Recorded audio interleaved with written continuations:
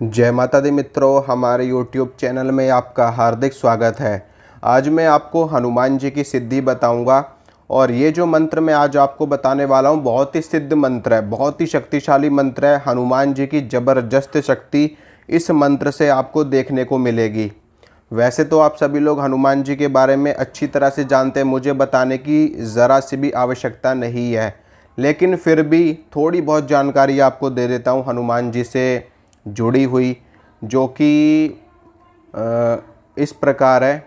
देखिए, हनुमान जी भगवान श्री राम के सेवक हैं, भगवान श्री राम के दूत हैं, भगवान श्री राम के साथ में चलने वाले देवता हैं हनुमान जी। हनुमान जी रुद्रावतार हैं, भगवान शिव के अंशावतार हैं और इसके साथ में माँ भगवती के साथ चलने वाले भी हनुमान जी महाराज हैं। यानी कि हनुमान जी की अपने आप में एक विशेष स्थिति है।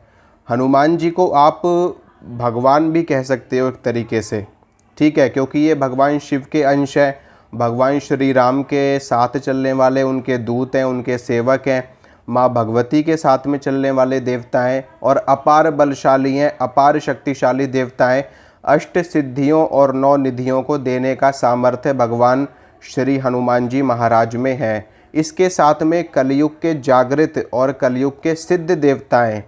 आप किसी भी देवी देवता की साधना करना, अगर वो सारी साधनाएं एक तरफ और हनुमान जी की साधना एक तरफ, हनुमान जी की साधना अगर आप करते हो तो बहुत जल्दी आपको प्रभाव दिखाती है। हनुमान जी की साधना अगर ब्रह्मचर्य पूर्वक हनुमान जी की साधना करी जाए और सभी सात्विक नियमों को धारण करके अगर आप हनुमान जी की साधना करते हैं तो हनुमान जी की साधना आपको बहुत ही जल्दी लाभ प्रदान करती है और इस साधना के प्रत्यक्ष अनुभव भी लोगों को देखने को मिलते हैं। यहाँ तक कि ये भी देखा गया है कि जिस भी स्थान पर रामायण का पाठ किया जाता है वहाँ पर हनुमान जी स्वतः विराजमान हो जाते हैं। वहाँ पर किसी न किसी स्वरूप में हनुमान जी हाजिरी देने के लिए अवश्य आते हैं। तो इससे आप अंदाज़ा लगा सकते हैं कि जहाँ पर हनुमान जी तो फिर इस चीज़ से आप सभी लोग अंदाज़ा लगा सकते हैं कि हनुमान जी जहाँ पर भी रामायण का पाठ होता है वहाँ पर किसी न किसी रूप में जाते हैं। तो जब आप उनकी साधना करके उनको बुलाओगे तो वो क्यों नहीं आएंगे, वो ज़रूर आते हैं। लेकिन साधना करने का सही तरीका आपको पता होना चाहिए। आप जिस मंत्र का जप कर रहे हो वो मंत्र या तो गुरु के द्वारा दिया गया मंत्र हो या फिर वो पुराणोक्त मंत्रों, वेदोक्त मंत्रों, शास्त्रोक्त मंत्रों, ठीक है, या फिर शाबर मंत्रों। शाबर मंत्र से भी हनुमान जी की बहुत ही अच्छी शक्ति साधक को देखने को मिलती है, बहुत ही अच्छी शक्ति साधकों के सामने, भक्तों के सामने प्रकट होती है हनुमान जी की। इसके अलावा जो भी व्यक्ति हनुमान जी की सिद्धि प्राप्त कर लेता है इस ब्रह्मांड में, इस संसार में, वो कुछ भी करने के योग्य बन जाता है। यानी कि वो भूत भविष्य वर्तमान का ज्ञाता हो जाता है। वो किसी भी प्रकार के रोग को दूर करने में सामर्थ्यवान हो जाता है। वो व्यक्ति किसी भी तरह की जानकारी, किसी भी तरह की शक्तिशाली से शक्तिशाली शक्ति को भी अपने बंधन में रखने के काबिल हो जाता है। यहाँ तक कि भूत प्रेत तंत्र मंत्र से जुड़ी हुई कितनी भी भयंकर बाधा क्यों ना हो, जिस भी व्यक्ति को हनुमान जी की सिद्धि प्राप्त है वो व्यक्ति ऐसी तंत्र बाधाओं को फूंक की तरह उड़ा सकता है, फूंक की तरह, ठीक है। इतनी शक्तिशाली हनुमान जी में, इतनी शक्ति हनुमान जी महाराज में है, क्योंकि वो भगवान है, परब्रह्म स्वरूपा हैं और परब्रह्म के समान है भगवान हनुमान जी महाराज। तो हनुमान जी की सिद्धि प्राप्त होने से आपको वायु तत्व की भी सिद्धि प्राप्त हो जाती है। जितने भी पंच महाभूत हैं, धरती, आकाश, अग्नि, जल, वायु, इनमें से क्या होता है कि जो भूत प्रेत या फिर देवी या देवता होते हैं, देवी देवता की बात नहीं कर रहा, सिर्फ भूत प्रेत की बात करता हूँ। देवी देवता तो हर तत्व को धारण करने में सक्षम होते हैं, वो तो उनकी इच्छा होती है कि वो धारण करें या ना करें। लेकिन ये जो भूत प्रेत होते हैं, भूत प्रेत, चुड़ैल और ये जो अधोगति में मरे हुए लोग होते हैं, जो प्रेत योनि में होते हैं, इन सभी में जो पृथ्वी तत्व होता है, जो धरती तत्व होता है, वो नहीं होता। लेकिन बाकी के 4 तत्व इनके अंदर भी विद्यमान होते हैं और इनमें से कुछ एक शक्तियाँ जो होती हैं वो अग्नि तत्व प्रधान होती हैं, कुछ एक शक्तियाँ वायु तत्व प्रधान होती हैं, कुछ एक शक्तियाँ आकाश तत्व प्रधान होती हैं, कुछ एक शक्तियाँ जल तत्व प्रधान होती हैं।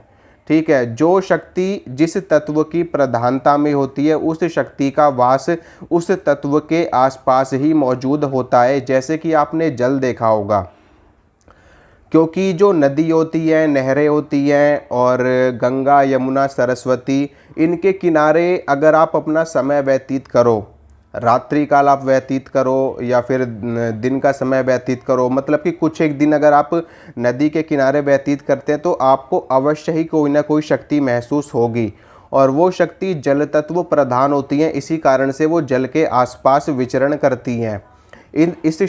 इसीलिए जो अप्सराएं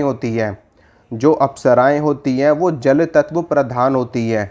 इसीलिए अप्सराओं की सिद्धि अगर जल के आसपास करी जाए तो बहुत ही जल्दी प्राप्त होती है, क्योंकि जो अप्सराएं हैं वो जल तत्व प्रधान होती हैं और आकाश तत्व प्रधान होती हैं, और वो क्रीड़ा करने के लिए, खेलने के लिए, मनोरंजन करने के लिए, हास परिहास करने के लिए ऐसे जल के आसपास आती हैं। जल में वो क्रीड़ा करती हैं, अपना मनोरंजन करती हैं, जल में स्नान करने के लिए आती हैं, गंगा जी में, यमुना जी में, सरस्वती जी में, और ऐसे जंगलों में जहाँ पर नदियाँ होती हैं वहाँ पर वो उनकी सिद्धि कोई भी साधक सरलता से प्राप्त कर सकता है।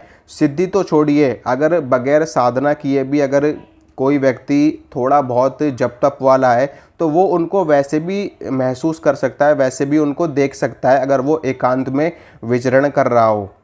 तो सबकी अपनी अपनी प्रधानता होती है हर तत्व में। मैं यहाँ पर हनुमान जी की बात करता हूँ सिर्फ।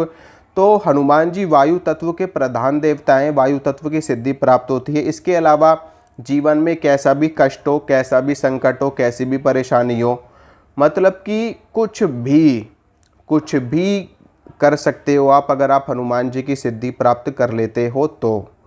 ठीक है, रोग हो रोग खत्म हो जाएगा, शोक हो शोक खत्म हो जाएगा, कष्ट हो कष्ट खत्म हो जाएंगे, दुख हो दुख खत्म हो जाएंगे, संकट हो संकट खत्म हो जाएंगे, आर्थिक स्थिति बेहतर हो जाएगी, धन की वृद्धि हो जाएगी, ऐश्वर्य वैभव यश कीर्ति मान सम्मान, रिद्धि सिद्धि प्रसिद्धि समृद्धि, हर चीज़ आपको प्राप्त हो जाएगी अगर आप हनुमान जी की सिद्धि भी ना प्राप्त कर सको। लेकिन अगर आप नियमित रूप से हनुमान जी के मंत्र का जप भी करते हो, हनुमान जी की सेवा आप वैसे भी अगर नियमित रूप से कर रहे हो, उनकी पूजा कर रहे हो, उनका पाठ कर रहे हो, उनके मंत्र का जप कर रहे हो, तो भी आपके ऊपर ये सारी चीज़ें आपको प्राप्त होने लगेंगी धीरे धीरे। हनुमान जी की कृपा रहेगी, उनका आशीर्वाद रहेगा तो आपके सारे काम भी बनेंगे। अब बात करता हूँ मंत्र की कि कौन सा मंत्र मैं आपको देना चाहता हूँ। मंत्र सुनिए, बहुत ही सिद्ध मंत्र है। ओम श्री रामदूताय हनुमंत बाबाय नमः। ओम श्री रामदूताय हनुमंत बाबाय नमः। ये मंत्र आपको किसी भी किताब में नहीं मिलेगा, किसी भी चैनल में नहीं मिलेगा, किसी भी वीडियो में नहीं मिलेगा। ये मंत्र आपको सिर्फ़ और सिर्फ मेरे मुख से प्राप्त हो रहा है। और मुझे कैसे प्राप्त हुआ है ये मंत्र?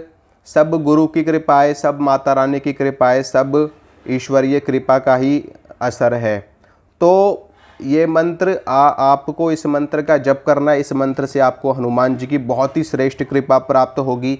आप इस मंत्र से इस मंत्र का अनुष्ठान भी कर सकते हो और इस मंत्र को अपने दैनिक दिनचर्या में भी आप शामिल कर सकते हो। आप इस मंत्र की रोज़ 11 माला करिए, रोज़ 7 माला करिए, रोज़ 5 माला करिए, रोज़ 3 माला करिए, या फिर आप रोज़ 1 माला तो ज़रूर करिए इस मंत्र की, अगर आप हनुमान जी की कृपा प्राप्त करना चाहते हो।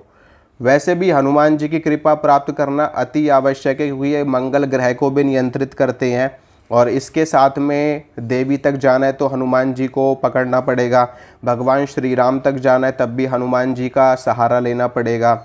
ठीक है, और शिव के अवतार तो ये है ही, शिव के अंश तो ये हैं ही, तो कोई भी संशय नहीं है। आप इस मंत्र को करिए।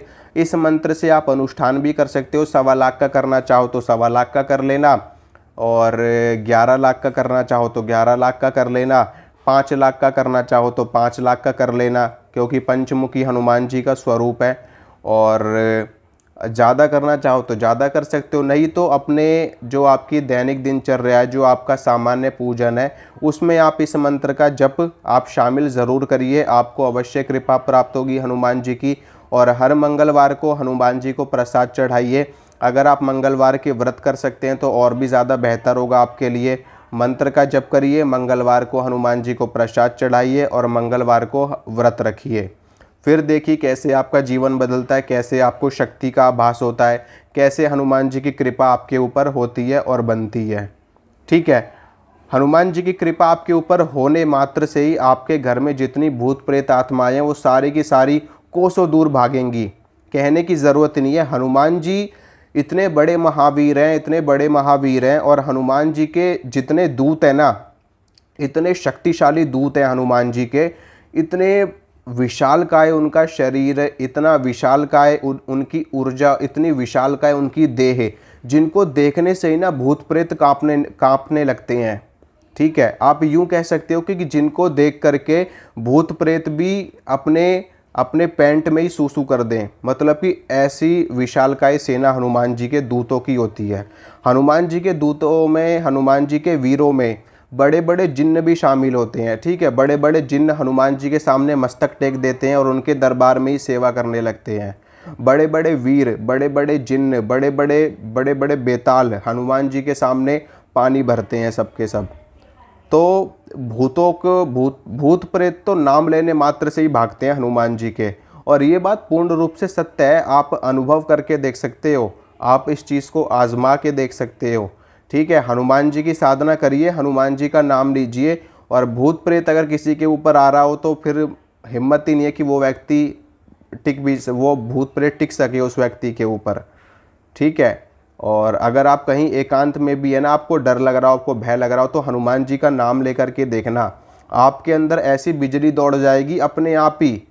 कभी भी आपने महसूस किया होगा, या कभी भी जैसे आपने बच्चों को देखा होगा, या फिर आपने खुद भी महसूस होगा, जब भी कभी भय लगता है तो हमेशा मुंह से अपने आप ही हनुमान जी का नाम निकल जाता है। जय बजरंग बली, जय हनुमान जी महाराज, जय जय बालाजी महाराज। और जैसे ही उनका नाम निकलता है तो अपने आप ही शरीर में ऐसी ऊर्जा भर जाती है कि मानो कि हनुमान जी साक्षात हमारे साथ में खड़े हों, और अंदर का सारा डर खत्म हो जाता है। ये चीज़ आपने महसूस करी होगी, मैं तो हमेशा महसूस करता हूँ इस चीज़ को। ठीक है, तो आप भी महसूस करिए और हनुमान जी की कृपा प्राप्त कीजिए, हनुमान जी के मंत्र का जप करिए। हाँ, हनुमान जी की साधना जो व्यक्ति करना चाहते हैं उनको अंडा, मीट, शराब, इन सारी चीज़ों को हमेशा हमेशा के लिए त्यागना पड़ता है। अगर आप हनुमान जी के सेवक बनना चाहते हैं या हनुमान जी की कृपा प्राप्त करना चाहते हैं तो आपको अंडा, मीट, शराब, ये 3 चीज़ें तो जीवन भर के लिए त्यागनी पड़ेंगी। ठीक है, ब्रह्मचर्य सिर्फ अनुष्ठान के वक्त करना है, ब्रह्मचर्य का पालन, और प्याज लहसुन भी सिर्फ अनुष्ठान के वक्त ही आपको छोड़ना है। बाकी आप कोई दिक्कत नहीं, आप प्याज लहसुन खा सकते हो। जिस दिन आपने व्रत रखा है मंगलवार को, उस दिन आपको प्याज लहसुन नहीं खाना। उस दिन तो वैसे भी व्रत है, उस दिन तो अन्न भी नहीं खाना होता। ठीक है, तो बाकी दिन आप प्याज लहसुन खाइए, कुछ भी खाइए, कोल्ड ड्रिंक पीजिए, सब चीज़ आप खा सकते हो, बस अंडा, मीट, शराब नहीं खाना। चाहे हनुमान जी की आप छोटी सी पूजा कर रहे हो, चाहे हनुमान जी की बड़ी पूजा कर रहे हो, अंडा, मीट, शराब से बहुत नफरत है हनुमान जी महाराज को। अगर आप ये सोचो कि मैं वो भी खाऊं और हनुमान जी की पूजा करूं, तो या तो हनुमान जी को चुन लेना या फिर इन चीज़ों को चुन लेना। दोनों चीज़ें आप एक साथ नहीं कर सकते। ठीक है, एक दूसरे के विरोधी होती हैं ये चीज़ें। ठीक है, जिस तरह से एक म्यान में 2 तलवार नहीं रह सकती, उसी प्रकार से आप ये सोचो कि हम हनुमान जी की साधना भी कर लें, हनुमान जी की पूजा भी कर लें, और एक तरफ हम नॉनवेज भी खाएं, मदिरा भी पिएं, अंडे वगैरह भी खाएं, तो ऐसा पॉसिबल नहीं है आपके लिए। आपका विनाश हो जाएगा अगर आप ऐसा करेंगे तो। ठीक है, तो सोचिए समझिए, फिर उसके बाद में सेवा में लगिए हनुमान जी की। बाकी नाम उनका जप करिए, उनकी कृपा आपके ऊपर अवश्य प्राप्त होगी। मंत्र दोबारा से बोल देता हूँ एक बार, ओम श्री राम दूताय हनुमंत बाबाय नमः। डिस्क्रिप्शन में भी लिख दूंगा, आप लोग देख लेना ताकि आप लोग को उच्चारण में कोई आपत्ति ना हो। हनुमान जी को अपने से ज़्यादा भगवान श्री राम का नाम पसंद है, इसीलिए इस मंत्र में ओम श्री राम दूताय, यानी कि भगवान श्री राम के दूत हनुमंत बाबा, मैं आपको प्रणाम करता हूँ, मैं आपको नमस्कार करता हूँ, आप मुझे दास पर कृपा कीजिए, मुझे दर्शन दीजिए। ठीक है, तो आप कीजिए, आपको अवश्य कृपा प्राप्त होगी बाबा की। जय बजरंग बली, जय माता रानी की।